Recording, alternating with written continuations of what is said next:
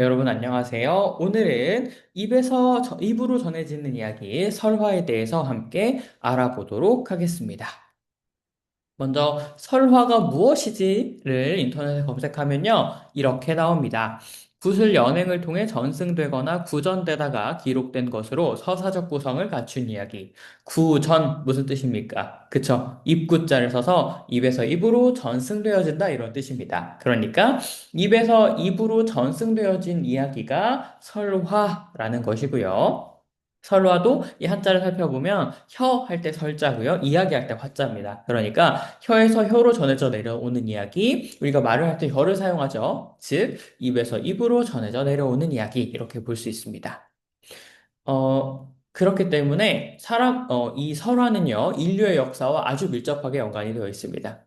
인류가 탄생한 그 순간부터 이야기는 존재했기 때문에 설화가 존재했고, 지금 이 순간에도 사람들은 입에서 입으로 이야기를 주고 있기 때문에, 주고받고 있기 때문에, 지금 이 순간에서도 설화는 전승되고 있고, 또 생성되고 있다라고 볼 수 있겠죠. 그러니까 인류 역사상 가장 오래되고, 가장 음, 많은 작품들이 존재하는 이야기가 이제 설화라고 볼 수 있겠습니다. 그래서 실제로 서정, 서사, 극, 교술 요 네 가지 문학 갈래 중에요. 이 설화는 서사에 해당하는데 이 가장 서사의 첫 시작을 설화라고 설명하게 됩니다. 그만큼 굉장히 많은 이야기가 있겠죠. 그래서 이 설화의 특징은 이 다섯 가지 정도 뽑아볼 수 있는데요. 첫 번째, 허구성입니다. 여러분 옛날에 이렇게 시작하는 이야기가 설화인데요. 혹시 그 이야기 정말 진짜로 있었던 일이라고 믿지는 않으시죠? 네, 이것처럼 설화는요, 네, 사실이 아니고, 물론 사실을 기반한 작품도 있긴 하지만, 기본적으로 사실이 아니고, 꾸며낸 이야기다라고 생각하시면 좋겠고, 두 번째, 부비전승된다. 이건 아까 제가 말씀드렸던 것처럼 설화는 기록으로 전해지는 게 아니라 입에서 입으로 전해집니다. 그러니까 어때요? 이 이야기를 똑같은 사람이 들었어도 기억하는 것이 다르고 다른 사람한테 전할 때 이 토시가 혹은 내용이 달라지겠죠. 그래서 이본이라고 하는 건 다른 종류의 이야기라는 뜻인데 입에서 입으로 전해지기 때문에 똑같은 계열의 어떤 설화라고 하더라도 굉장히 다양한 버전의 스토리가 존재한다는 겁니다. 굉장히 재밌는 설화의 특징이기도 하고요. 세 번째, 단순한 구조와 반복입니다. 설화는 아까도 말씀드렸듯이 구비전승, 입에서 입으로 전승이 되어야 해요. 그러니까 이 구조가 어려우면, 막 복잡하면, 입에서 입으로 전승이 될 수 있을까요? 그럴 수 없겠죠. 그렇기 때문에 설화는 굉장히 쉬운 구조와 단순한 표현이 반복되는 구성으로 이제 구성이 되어 있다라고 하는 것이 또 재밌는 특징이 됩니다. 네 번째, 설화는요, 대부분 교훈적인 주제를 가지고 있습니다. 그래서 설화는 물론 이야기이기 때문에 오락의 기능을 담당하기도 하지만 교훈을 전달하고 규범을 교육하고 공동체의 결속을 이제 꾀하는 그런 기능을 하기도 한다는 거예요. 예를 들면 우리 설화 중에 콩쥐팥쥐 이런 작품이 있습니다. 그런 작품을 보면 어때요? 물론 이야기가 굉장히 재밌으니까 어린아이들한테 들려줄 수 있겠지만 그 이야기를 통해서 착하게 살아야 한다. 나쁘게 살면 안 된다. 뭐 이런 이야기를 또 우리가 이런 교훈까지도 우리가 얻을 수 있는 거죠. 마지막, 또 설화는요, 공동체적인 성격을 가집니다. 왜냐하면, 아까도 말씀드렸듯이 설화는 입에서 입으로 전해져 내려오는 이야기예요. 그러니까, 이건 어떤 개인의 어떤 가치관이 투영된 작품이라기보다는 공동체가 공동으로 만든 작품이라고 하는 특징도 지니는 거예요. 왜? 나 혼자서 설화를 만들 수 있어요? 없죠. 내가 어떤 이야기를 만들었으면 그 이야기가 다른 사람들의 입을 타고 타서 계속 전승이 돼야 돼요. 그러니까 자연스럽게 그 이야기 안에 우리 공동체가 꾀하고자 하는, 우리 공동체가 추구하는 어떤 목표와 규범이나 가치나 이런 것들이 반영될 수밖에 없는 겁니다. 예를 들면 우리 판소리 작품 대부분이 이 설화를 기반으로 만들어진 작품이 있는 대부분인데요. 그 중에 우리 심청전 네, 이런 것들, 예를 들어보면, 우리 심청전은 사실 효녀 지은 설화라고 하는 민담을 기반으로 만들어졌습니다. 그러면, 효녀 지은 설화의 내용을 살펴보면요, 심청전과 똑같다고 보시면 돼요. 그럼 그걸 통해서 어떤 공동체 규범이 전달되고 있죠? 이걸 듣는 사람한테 그렇죠. 부모님한테 효도해야 한다라고 하는 효라고 하는 우리 공동체적인 가치가 이 작품 안에 반영되어서 이야기를 듣는 사람으로 하여금 그 공동체적인 가치와 규범이 이렇게 전달되도록 하는 역할을 하고 있다라고 볼 수 있는 겁니다. 되셨죠? 네, 그러면 이런 의문이 들 수도 있어요. 아니, 그럼 설화라고 하는 건 기록이 아니라 입에서 입으로 전달되어서 다양한 버전이 존재한다라고 하는데, 오늘날 우리가 설화라고 만나보는 작품들은 다 글로 써져 있는데요? 그럼 언제부터 기록이 되어 있는 거죠? 라고 볼 수 있습니다. 그러면 그 시기를 우리는 조선 후기 야담이라고 지적을 합니다. 야담이라고 하는 건요, 조선 후기에 한문으로 기록된 짤막한 길이의 잡다한 이야기라는 뜻인데요. 말 그대로 야담, 들판의 이야기라는 뜻입니다. 그러니까 그 당시에 구전되던, 입에서 입으로 구전되던 다양한 설화들을 한문으로, 네, 이제 한문으로 기록한 어떤 이제 갈래인 건데요.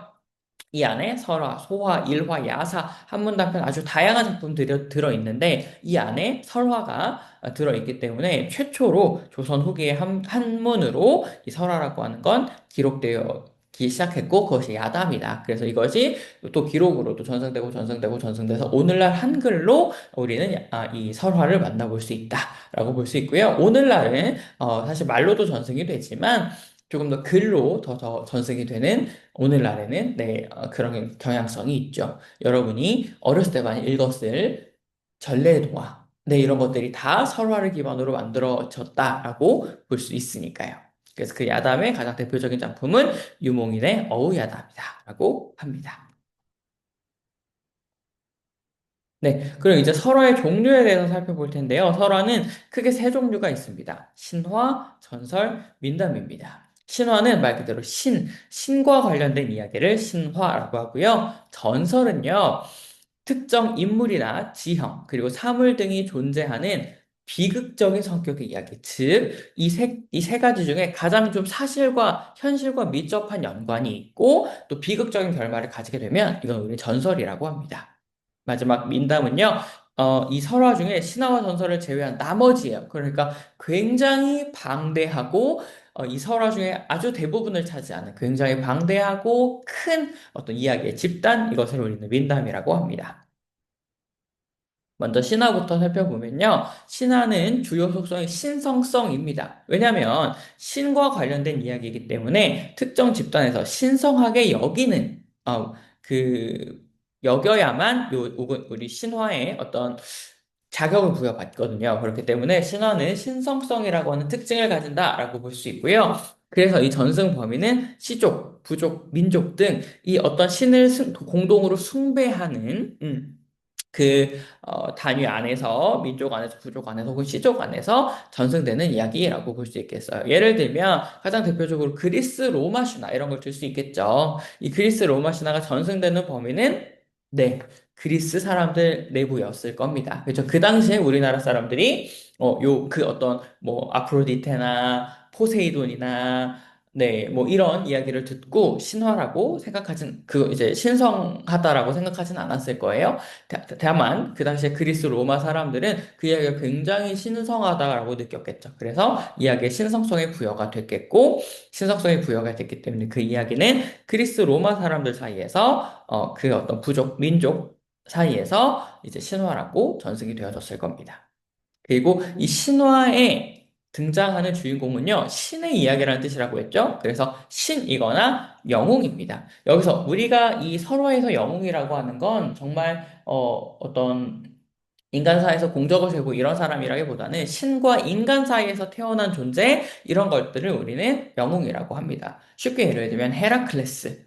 신은 아닙니다. 그렇지만 신과 인간 사이에서 태어나서 엄청 비범한 능력을 가지고 있죠. 뭔가 탈인간계 능력을 가지고 있죠. 이런 인물을 우리 영웅이라고 하는데 신화에는 이런 신이나 영웅이 등장한다라고 볼 수 있고요. 이 결말은요. 신화는 대부분 결말이 위대한 승리. 이 주인공이 어떤 세상을 제패하고 네, 세계를 제패하고 아주 위대하게 승리하는 경우로 끝나는 경우가 많습니다. 그래서 이 자아와 세계의 관계로 설명할 때는 자아와 세계가 상호 우위에 있다라고 설명하는데요. 즉, 이게 자아라고 하는 건 이 신화의 주인공입니다. 신이나 영웅이죠.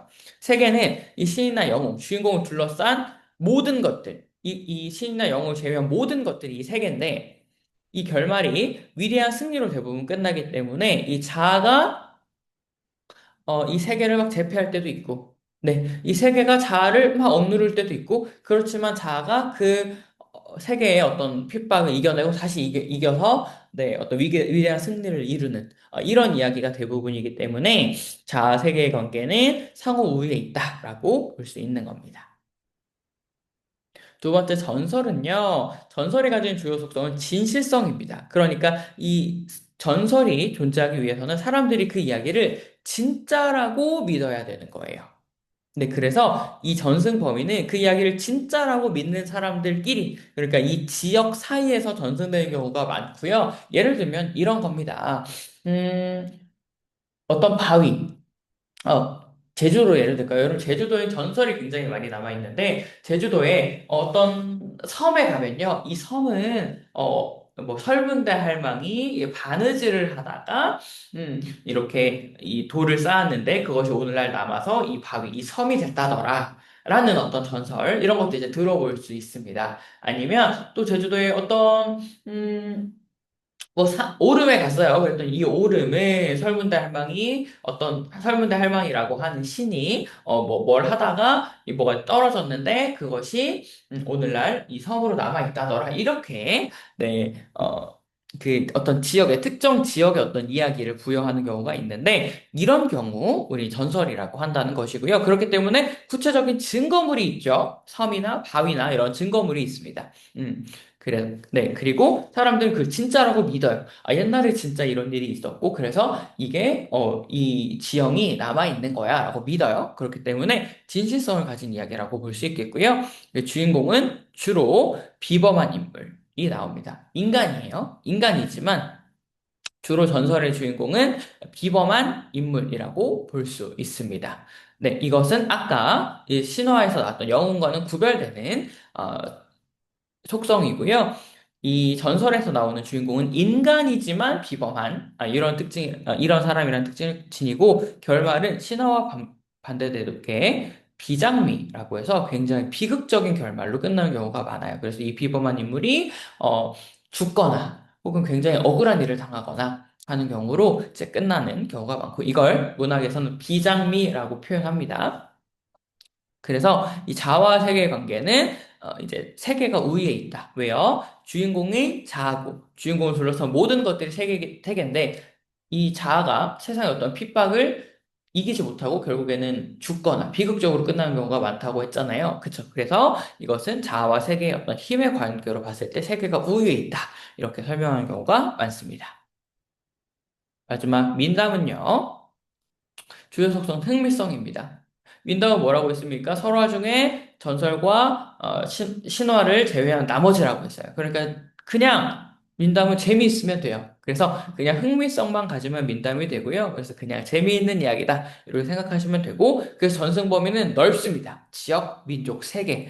그냥 재미만 있으면 되기 때문에 이 이야기를 흥미있다라고 사람들이 느끼면 아주 널리 널리 펼쳐지는 거예요. 제가 아까 예시를 들어드렸던 콩쥐팥쥐와 효녀 지은 설화 이런 것들도 모두 다 민담이라고 볼 수 있고요. 주인공 어떻습니까? 평범한 인간이 등장하죠. 그 결말도 대부분 행복한 결말을 맺는 경우가 많습니다. 그래서 자아와 세계의 관계를 분석해보면 행복한 결말, 해피엔딩의 경우가 많기 때문에 자아가 세계의 우위에 있다라고 볼 수 있고요. 이것은 아까 신화에서 설명했던 상호 우위와는 약간 다른 개념이에요. 상호 우위의 경우에는 자아 세계가 엎치락 뒤치락 하다가 결국에는 이 자아가 승리하는 어떤 경우라면 이 민담에서는 주인공이 처음부터 세계를 압도합니다. 그래서 이 주인공이 하고자 하는 일이 그냥 술술 잘 풀리고 네, 세계가 온 힘을 다해서 소위 온 우주가 온 힘을 다해서 이 주인공이 하고자 하는 말만 응원해주는 이런 이야기. 그래서 주인공이 하고자 하는 이야기가 처음부터 끝까지 다 술술 잘 풀리는 이런 이야기가 민담의 특징이라고 볼 수 있겠어요.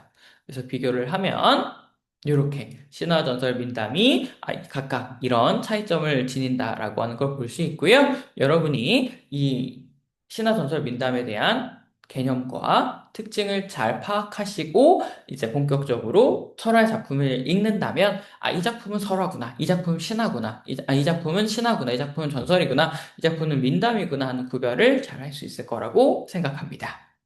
네, 오늘은 여기까지 하겠습니다. 수고 많았어요.